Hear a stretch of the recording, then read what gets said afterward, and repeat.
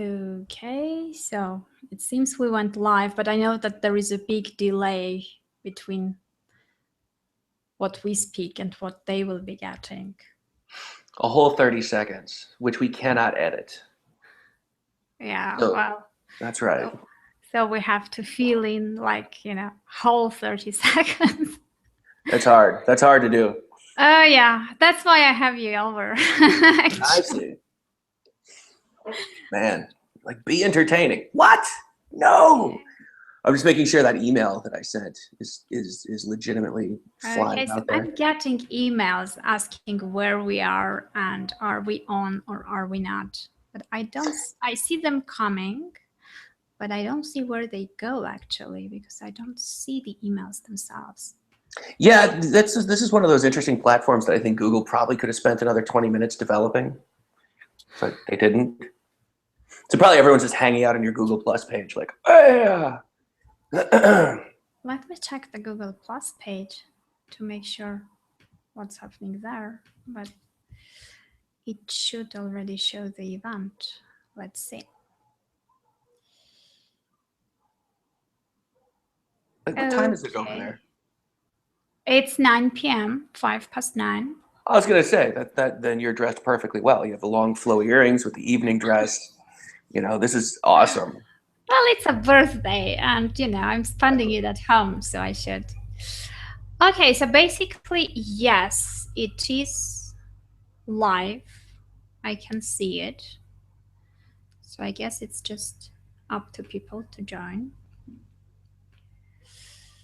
Okay, we have one viewer, so people are starting joining, I guess. So we can maybe just, spend a few more minutes waiting for the others and then start. Yeah, I would also post a link again, just now that it's actually on. Okay. Because posting the stuff is, before it's live, people are like, oh, wow, yes, we can do it. But then they forget, you got to do the thing. I saw that a few people were on the event page actually waiting for it to come live. Oh, there you go. But let us post the link again and see who else is coming over. Otherwise, this one person will have basically a VIP treatment. We'll answer all his questions, or her. But most probably it's his because 90% of my listeners are male. Really? Yeah. At least 9 out of 10 who are engaged are men. Really? So either although women are usually more talkative, so I guess it's just the audience. Yeah, dudes don't know how to say stuff. Like,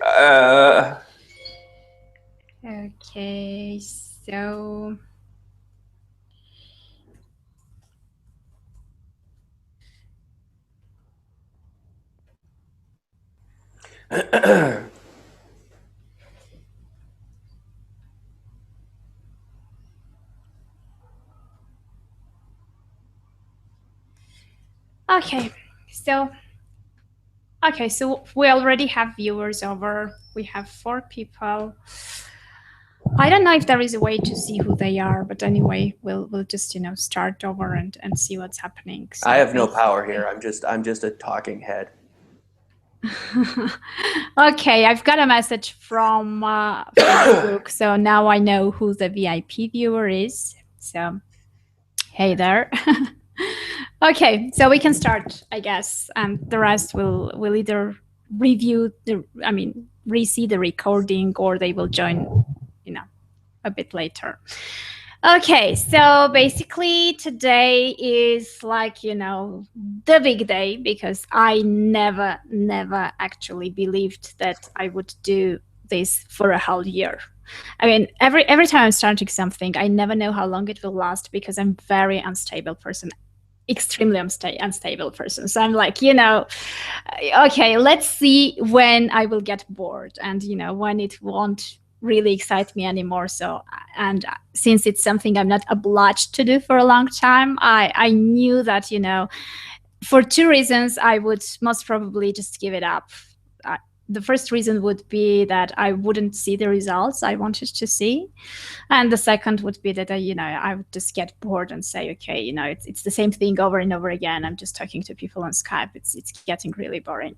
So basically 1 year is kind of a long time. I know that you've done podcasting too. So how did you feel about that? For how long did you do that? And I almost made it a year. Mine was slightly disrupted by things other than me being probably very similar to you in terms of very unstable, because I had that baby, so it was just like, oh my word, my wife with the crazy kidney stones and, an hour of sleep every 4 days. Really, you can't maintain coherent conversation with anybody. So it's just like, no. And I had to drop it. But I've had a couple of podcasts and I always really enjoy the ones that I don't have anything to do with. That's my favorite. But I did like interviewing people. It was cool. It kind of kept me tethered with one little hook in just kind of hanging on there like, while the world kept spinning and I kept trying to rear children. It was cool. It went for, I want to say, 9 months or something like that. I had to kind of quietly shut it down in October. No, that's 10 months. That's actually 10 months. Yeah. So I almost made the year. Almost a year. Okay, so next time you start over and make a year, we can make a hangout together and I'll be your co-host. Perfect. Okay, so basically I will have to introduce you first, I guess.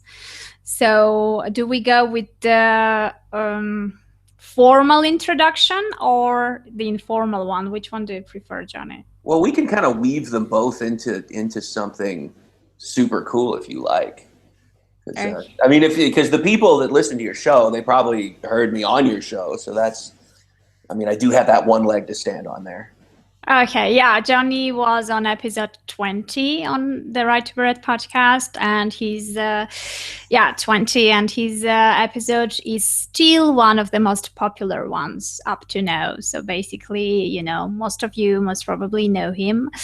Besides being a very cool guy, he's also the, audience hacker, the entrepreneur, the best-selling author, publishing expert, you name it, basically. What else do you want? Amazing dad, and I'm getting good on the grill. That is one thing. Yeah. Okay. So yeah, that too. So basically, it's funny because out of everything that I've done in my life, the fact that I was able to not destroy the chicken the other day almost makes me happier than everything else combined. I was like, yes, people can actually eat this crap. This is so cool. Was it your first try? No, it was like my 11th, which is a real number. But no, I had something like I went from gas to charcoal, and then it just like everything went sideways, and oh man, it was crazy. Okay, so basically, he also had a really nice podcast, and I loved the topics you covered because, audience hacking. I have a feeling that there is absolutely no guest I had up to now who did not mention the importance of the audience, and that one should build an audience, and once it's there, you can pretty much do a lot with what you've got, basically. So it's and everyone is kind of, especially in the beginning, you start chasing audiences, you start, trying to be popular, you end up being pretty much everywhere on Facebook and Twitter and Instagram and whatever comes next. So you're kind of, doing all at the same time, and none of them works quite well because you're there, not really focusing on any of those.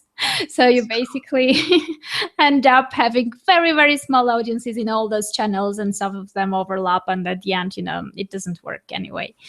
So basically, yeah. So I have no idea how this Q&A thing. Well, there's a group chat function. Here's the one function of this that I am aware of, is that there is a group chat function.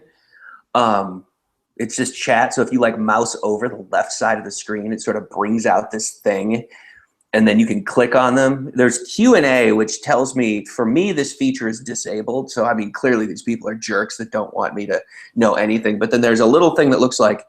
Is Q&A disabled for you? Yeah, it's awful. I can't see anything.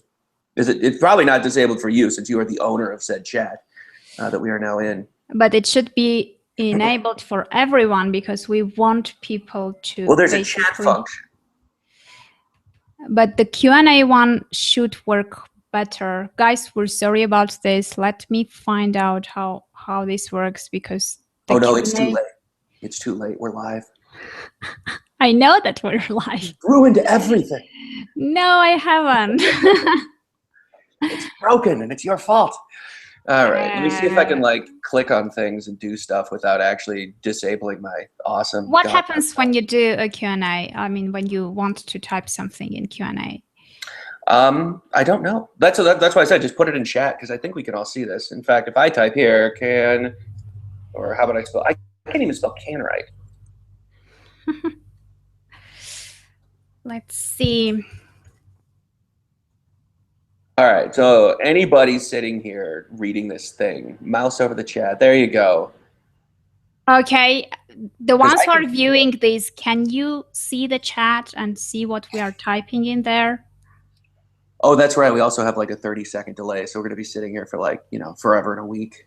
Just type yes if you do, and I have no idea why. Let's see if I can get it from them.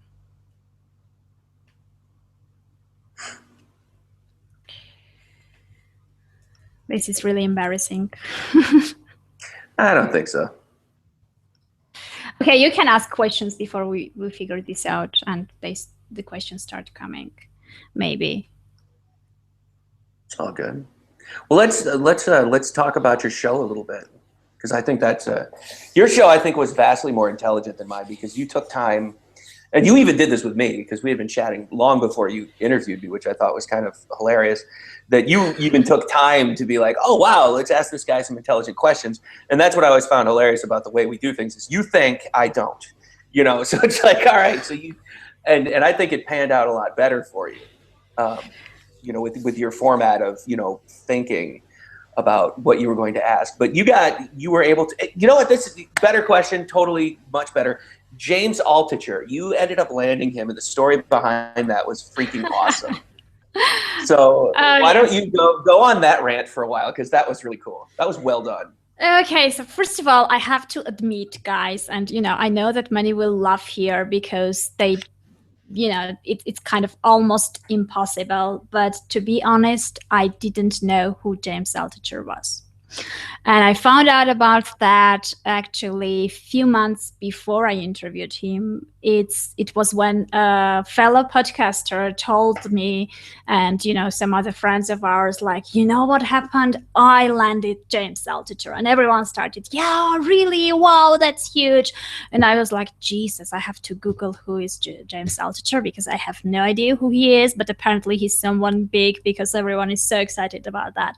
So I Googled him, I read a bit about him. I ended up seeing his books, and I had like a relative image about who he is and how famous he was. But apparently I was super underestimating because but still, I mean, after I read a bit his blog, and I saw that he was super non-standard type of person, and I really love people who are not like the others. So I was like, and he has this a little bit of very differentiating features of being totally naked in front of the audience, and completely bearing himself up with what he writes, and how detailed he shares his personal life and stuff like that. So basically, the more I read him, the more I liked him, and the more I thought like, okay, most probably I will need to have him over for the show. So, and of course I knew that he has no clue who I was. And so, if I wrote him, I would be just another person out of 500 people who write him every single day, and kind of, telling things like, oh, we would like to have you on our show or on our meetup or conference or whatever it is.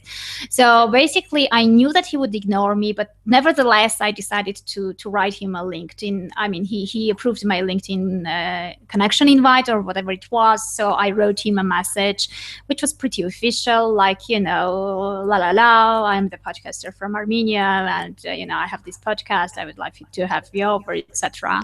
And of course, I was ignored, which is kind of, it doesn't happen very often, but it happened. So I was there are two options. He either didn't see the thing, or he saw it but wasn't really impressed, because it definitely wasn't really impressive. So, and of course he had plenty of friends online, and I sent him a Facebook friend request, and of course he didn't approve it. So I was I was looking for ways to get into him directly, but I didn't know how. So, and I knew that apparently the official emails and stuff like that don't really work. So on his podcast, he was leaving his mobile phone number, asking to SMS him or whatever it is. And since it was public, everyone knew that. I thought that many people would do that. And again, I would be pretty much invisible. So one day I was like most of the writers, what they do in the evenings, they usually drink and write, and that's what I do also in the evenings. So basically it was late in the evening, around probably midnight, what the heck, let me send him a Facebook message. Most probably it will go to the other folder, he won't see it either, but who cares, nothing worse can happen. I'm still invisible, so what the hell. So basically I wrote him a message on Facebook telling that I'm sitting here sipping a red wine, and I thought about that it would be really great to I decided that since I'm already a bit tipsy, I have got the courage to contact him and to ask for an interview. And it was basically a few seconds, and after that I received a private message on Facebook from him saying that anyone who drinks red wine to get the courage to connect with him deserves an interview. And that's how we how it went. So basically I was really, I wasn't expecting that, but it worked really great. And basically James would be here if he wasn't having deadlines with his books and speeches. So he promised me that he will be watching the replay, actually. So I'm glad you asked that question. Absolutely. Yeah, I thought that was absolutely fantastic. Primarily because this is so, I like it because conventional wisdom typically doesn't do anything. You've got to kind of go out there and just sort of be normal. It's got to be yourself, and it's probably going to work. The other part I liked is that you screwed it up the first time. So that means that, you always get a second chance to make a better second impression over the first. Something. Oh, yeah. It's basically, I hope that he hasn't seen my LinkedIn message, because it was so standard and normal and unimpressive. So I hope. Now, really quick, a disclaimer to all those kids listening at home, so we don't go out and develop, create some sort of raging group of alcoholic reach outers. You don't necessarily need to, but whatever works. And that definitely works. I think it's funny. Oh yeah, it's kind of, yeah, it worked. But I think it wasn't really the alcohol issue. I think the issue was that it was different. And when we spoke, I even asked this question on our interview with him, and he said that he basically answered and said yes, because I was authentic and I shared the personal story. So I started with a story, and I wasn't begging him for something. And it was kind of, it wasn't as if I wanted something from him, but I was rather telling a story and telling that, that my audience would get value from his interview and stuff like that. So it wasn't really about what I would be getting rather than what my audience will be getting, which is kind of, an important thing, because it's, many people want to land kind of VIPs on their podcast guest list just to make sure that they promote later on their podcast. But I must say that, the bigger the name, the less they promote. So, don't count on that. No, it's totally true. Because especially now, because almost anybody and, your brother can hit up a podcast. So it's cool I have a different philosophy with this. I believe very strongly that when you're starting out on something like this, with anything, because I do this, I have a whole system for getting book reviews, a whole system for getting people to come on the show, all this different kind of stuff.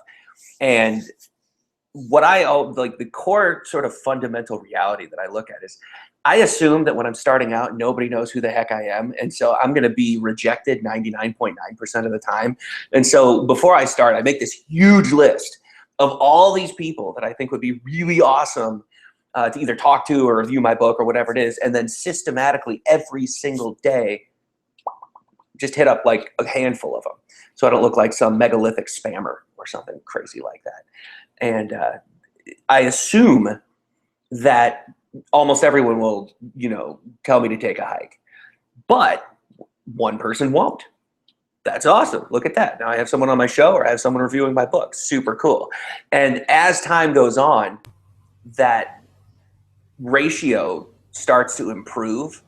And so as I get more and more people on my show and people are like, oh, wow, look, this dude's like legit. He's got, a couple of these dudes and a couple of these people. More and more people start saying yes. And that's exactly what happened with Audience Hacker was, I started off like basically people were like, maybe later, blah, blah, blah, that kind of stuff.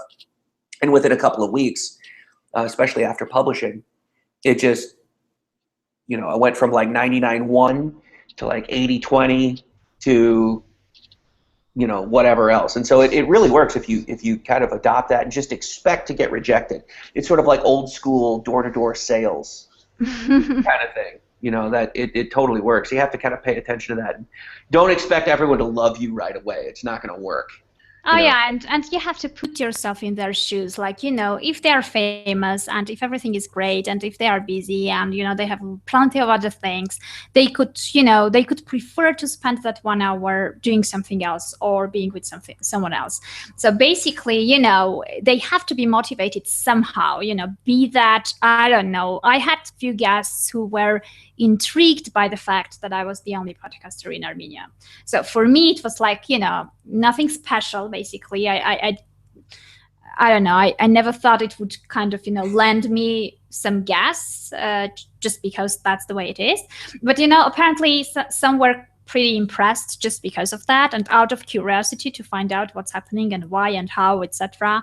They kind of jumped in to see the situation. So it's difficult to predict what will attract them, but basically it should be something, and it should be something different, because what is like with many others, it's just, they get there on daily basis, a lot of those stuff. So it's kind of, the same messages, the same, oh yeah, and there are many people who who even teach others how to approach interviewees, and who are basically kind of sharing email templates of what to write them and what to send them, which for me is kind of really, really, I hate receiving templates. It means that I'm just one on a list of many, many names who get copied and pasted and send an email to, which means that, I didn't deserve the 5 minutes of sitting down and writing something personal. So basically, I think that also matters. Oh, absolutely. No, the customization thing that you're talking about, like really writing to somebody, absolutely. Like what I like to do, so I'm not completely overhauling it every time. So I kind of go like in this weird middle ground between epically lazy and stupendously creative. I'm not sure what you would call that, but it's, I come up with like this thing where it has these blanks and I'm like, okay, who is this person? And then I adjust almost all of it to them, but it takes less time for me, because I'm not good at just, looking at the flashing blank cursor of death on a page going, what do I say to this person? I'm like, oh, here's what I'm going to say to them. Here's the gist of it. And I just kind of morph it into something slightly more logical. And that seems to work out pretty well because it saves time, because, reaching out is crazy. But here's the cool thing about celebrity guests. There's a ton of them. I really think now in the age of the internet, there's almost more famous people than there are like not famous people.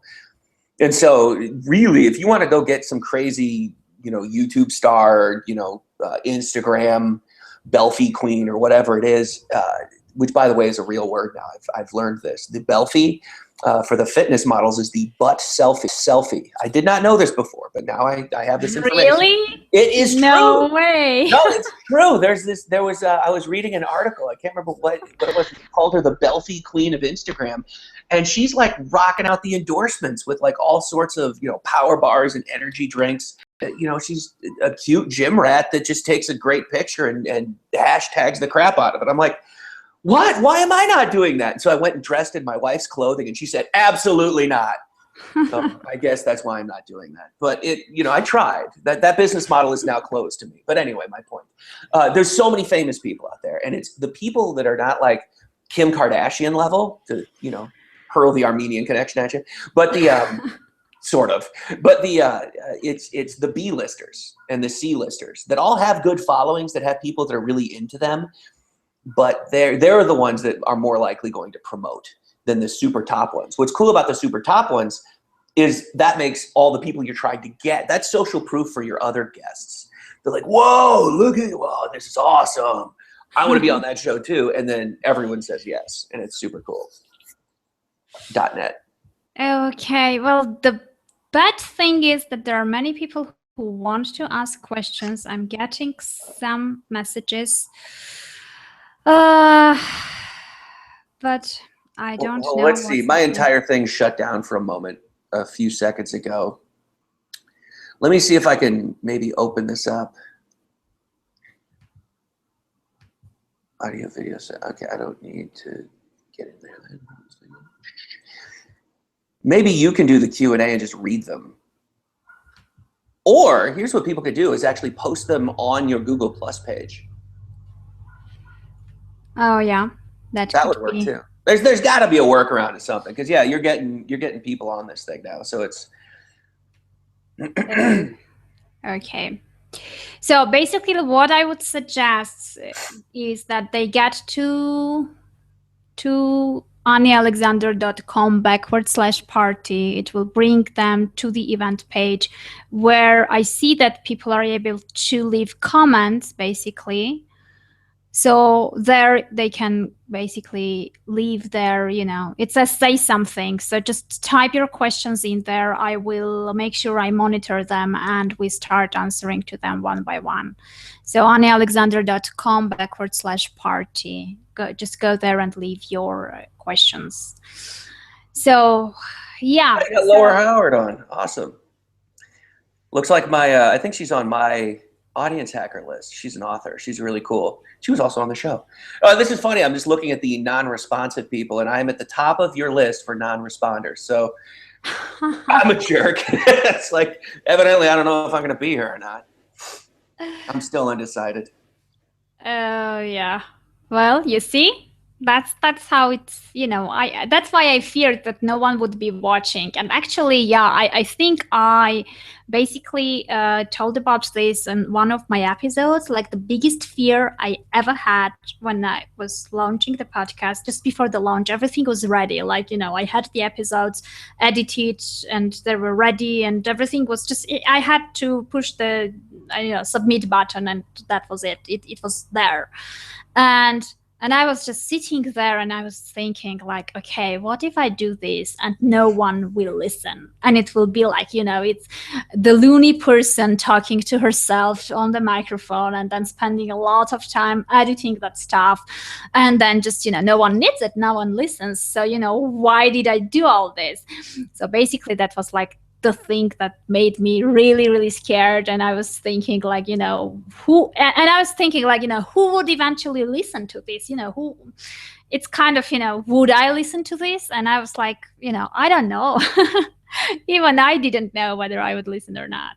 That's my favorite thing in the world. It's like, man, I don't even know if I want to hear this crap. Like, just, oh, it hurts. But no, I think it's cool because everybody listens to this stuff. It's like, and it's getting more popular. It's just all about name your show right, talk about a bunch of cool stuff, and it's all good. One interesting thing that I started doing, and what's crazy about this is, outside of a couple of guests that were just ridiculously popular in of themselves, the stuff that I did, I just called them like, the Sunday selfies. And I would literally walk around the block talking into my iPhone and then send it to my assistant, who would just upload it raw.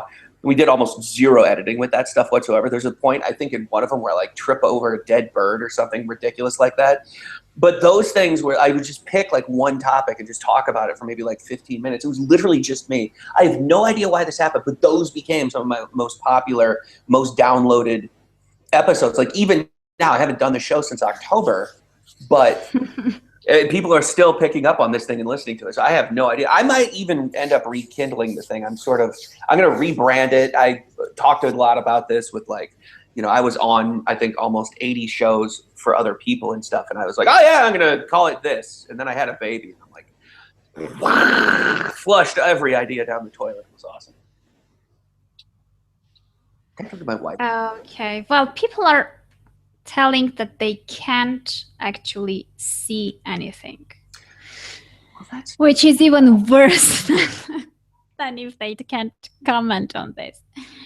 So basically, I have no idea. Let us try to. I don't know. Well, Google just emailed me a picture of myself, which is very, very awkward because I think I need makeup. Okay, so let's try this. Let's just turn it off for a minute and turn it on again and see what happens. Maybe the Q&A function will restart also. Well, hang on a second. Before you go and pull the trigger on that crazy idea, there's a mechanical button up here. FaceTime, FaceTime, FaceTime, FaceTime, blah, blah, blah, blah, blah, blah, blah, blah. Default, voice, fine. Check in your settings, since you're the one running the show, that the Q&A thing, you can enable those features somewhere. Okay. In fact, I'm going to Google how to use Google to enable that. Well, it says, I mean, I Googled that already while you were speaking. So it said that you have to kind of, enable and disable it by clicking on them. So I don't, can you comment anything now? On the Q&A? Not yet. Well, I'm going to refresh this. So I'm going to go away for a second. Y'all just hang on.